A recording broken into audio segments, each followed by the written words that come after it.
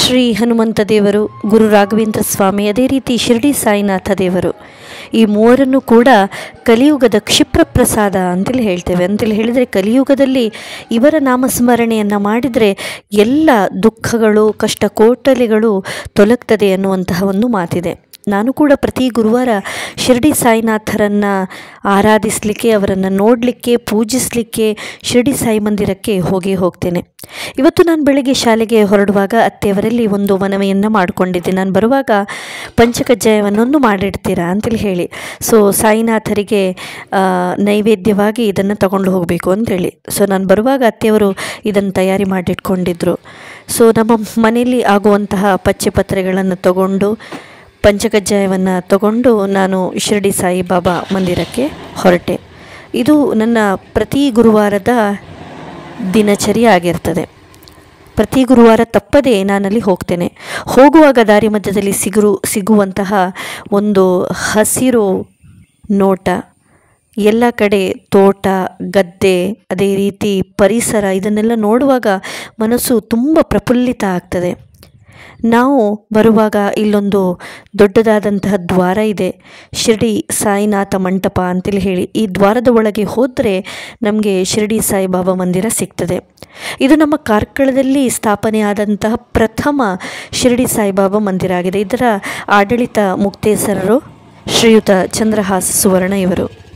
ನನ್ನ ಮನೆಯಿಂದ ಸುಮಾರು 5-6 ಕಿಲೋಮೀಟರ್ ದೂರ ಇರುವಂತಹ ಶಿರಡಿ ಸಾಯಿಬಾಬಾ ಮಂದಿರ ಪೆರ್ವಾಜೆಯ ಸುವರ್ಣ ಭೂಮಿ ಅನ್ನುವಂಥ ಒಂದು ಸ್ಥಳದಲ್ಲಿ ನೆಲೆಗೊಂಡಿದೆ.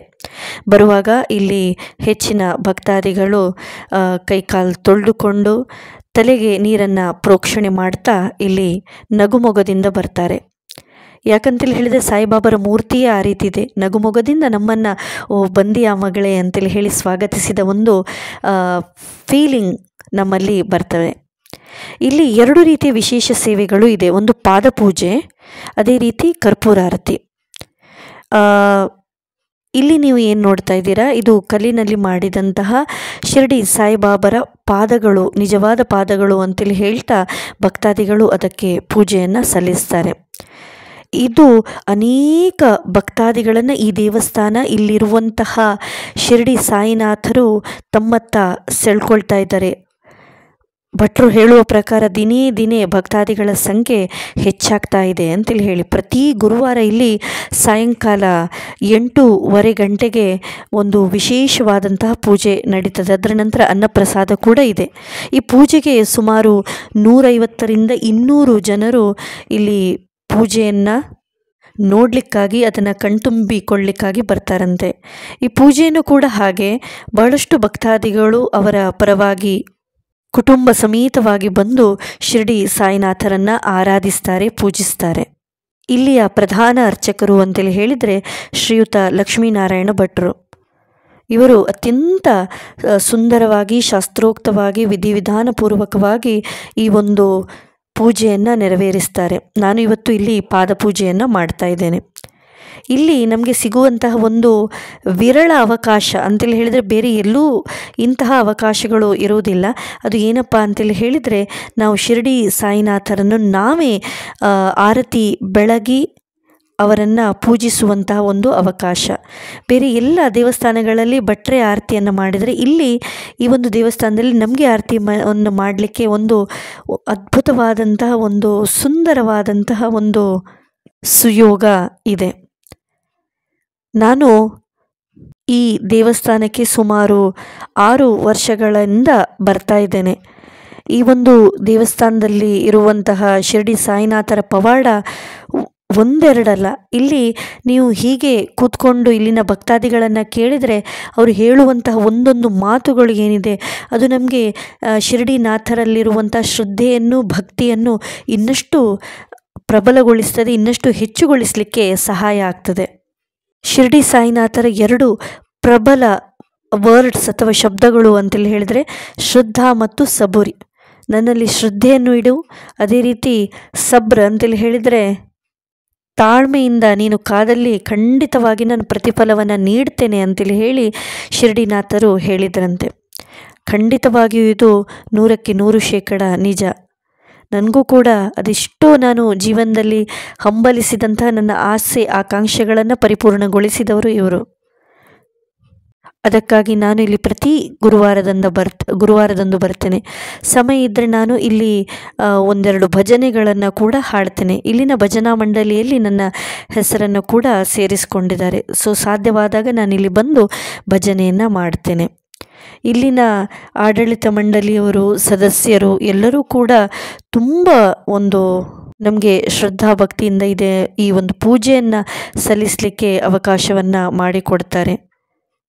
ಮಾತ್ರ ಅಲ್ಲ, ಎಲ್ಲ ಜಾತಿ ಧರ್ಮದವರು ಇಲ್ಲಿ ಬಂದು ದೇವರನ್ನು ಒಂದು ಆರಾಧಿಸುವಂತಹ ಒಂದು ಅವಕಾಶವೂ ಕೂಡ ಇಲ್ಲಿ ಇದೆ. ದಿನಂಪ್ರತಿ ಇಲ್ಲಿ ಈ ಒಂದು ದೇಗುಲ ಓಪನ್ ಇದ್ದರೂ ಕೂಡ ಗುರುವಾರದಂದು ಇಲ್ಲಿ ಬರುವಂತಹ ಭಕ್ತರ ಸಂಖ್ಯೆ ಅತೀ ಹೆಚ್ಚು. ಬಾಕಿ ದಿನ ಕೂಡ ನಿಮಗೆ ಬರಲಿಕ್ಕೆ ಆಸಕ್ತಿ ಇದ್ದರೆ, ಮನಸ್ಸಿದ್ದರೆ ಖಂಡಿತ ಇಲ್ಲಿ ಬರಬಹುದು. ಸಂಜೆ 5 ಗಂಟೆಯ ನಂತರ ಭಟ್ರು ಇಲ್ಲಿ ಸಿಗ್ತಾರೆ. ಬಾಕಿ ಸಮಯದಲ್ಲಿ ನೀವು ಬಂದಾಗ ಇಲ್ಲಿ ಭಟ್ರು ಇಲ್ಲದಿದ್ದರೂ ಕೂಡ ನಿಮಗೆ ಇಲ್ಲಿ ನೀವು ಕಾಣಿಕೆಯನ್ನು ಹಾಕಿ ಆರತಿಯನ್ನು ಮಾಡುವಂತಹ ಅವಕಾಶ ಇದೆ. ಈ ಒಂದು ದೇಗುಲ ಯಾವತ್ತೂ ಕೂಡ ಓಪನ್ನೇ ಇರ್ತದೆ. ನಿಮ್ಮ ಸಮಯದಲ್ಲಿ ನೀವು ಬಂದು ಇಲ್ಲಿ ದೇವರನ್ನು ನೀವು ನೋಡಿ ಕಣ್ತುಂಬಿಕೊಳ್ಬೋದು. ಸೊ ನನ್ನ ಪೂಜೆ, ನಾನು ಬಂದಂತಹ ಒಂದು ಮಾಡಿಸಿದಂಥ ಪಾದಪೂಜೆ ಮುಗಿಯಿತು. ಸೊ ಅದರ ನಂತರ ದೇವರ ನೈವೇದ್ಯವನ್ನು ನಾನು ಇದ್ದ ಜನರಿಗೆ ಹಂಚಿದೆ. ನಾಳೆ ಇಲ್ಲಿ ವರ್ಧಂತಿ ಉತ್ಸವ. ಈ ವರ್ಧಂತಿ ಉತ್ಸವಕ್ಕಾಗಿ ಭರದಿಂದ ಸಿದ್ಧತೆಗಳು ನಡೀತಾ ಇದೆ. ಮಾತ್ರ ಅಲ್ಲ, ಇವತ್ತು ಒಂದು ಹೊಸ ಅಡುಗೆ ಕೋಣೆಯ ಉದ್ಘಾಟನೆ ಕೂಡ ಆಗಿದೆ. ಸೊ ಈ ಒಂದು ದೇಗುಲದ ಒಳಭಾಗವನ್ನು ನೀವು ನೋಡ್ತಾ ಇದ್ದೀರಿ. ಇದು ಶಿರಡಿ ಸಾಯಿಬಾಬಾ ಭಜನಾ ಮಂಡಳಿಯ ಸದಸ್ಯರುಗಳ ಹೆಸರು. ಇದರಲ್ಲಿ ನನ್ನ ಹೆಸರು ಕೂಡ ಇದೆ. ನಾನು ಇಲ್ಲಿ ಹೆಚ್ಚಾಗಿ ಬಂದು ಭಜನೆಯನ್ನು ಮಾಡ್ತೇನೆ. ಸುಂದರವಾಗಿ ಸುಶೋಭಿಸುತ್ತಿರುವಂತಹ ಶಿರಡಿ ಸಾಯಿನಾಥರಿಗೆ ಪ್ರಣಾಮಗಳನ್ನು ಸಲ್ಲಿಸ್ತಾ ಇದೀಗ ಬನ್ನಿ, ನಾನು ನಿಮಗೆ ಹೊರಗಿನ ದೃಶ್ಯವನ್ನು ತೋರಿಸ್ತಾ ಇದ್ದೇನೆ.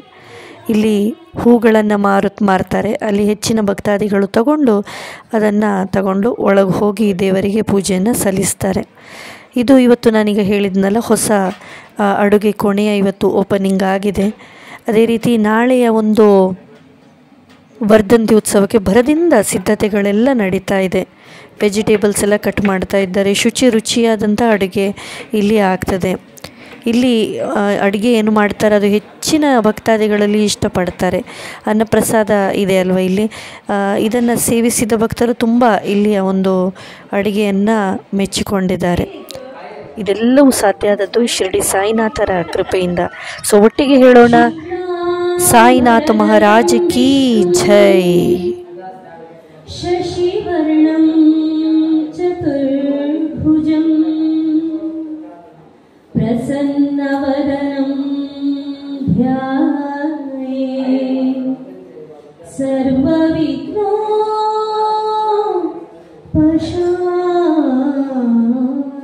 ಸರ್ವವಿಘ್ನೋಪಶಾಂತಯೇ. ಗಜಮುಖನೇ ಗಣಪತಿಯೇ ನಿನಗೆ ವಂದನೆ, ನಂಬಿದವರ ಬಾಳಿನ ಕಲ್ಪತರು ನೀನೇ. ಗಜಮುಖನೇ ಗಣಪತಿಯೇ ನಿನಗೆ ವಂದನೆ, ನಂಬಿದವರ ಬಾಳಿನ ಕಲ್ಪತರು ನೀನೇ. ಭಾದ್ರಪದ ಶುಕ್ಲದ ಚೌತಿಯಲ್ಲೋ ನೀ ಮನೆ ಮನೆಗೂ ದಯ ಮಾಡಿ ಹರಸು ಎಂದು, ನಿನ್ನ ಸನ್ನಿಧಾನಕ್ಕೆ ತಲೆ ಬಾಗಿ ಕೈಯ ಮುಗಿದು ಬೇಡುವ ಭಕ್ತರಿಗೆ ನಿನ್ನೆ ದಯಾ ಸಿಂಧು.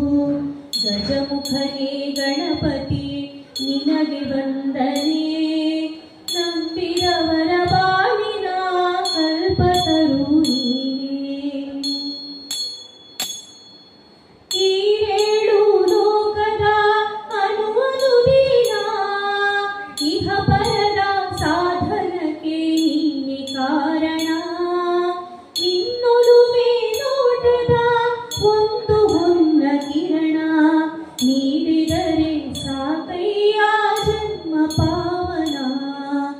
ಗಜಮುಖನೇ ಗಣಪತಿ ನಿನಗೆ ವಂದನೆ, ನಂಬಿದವರ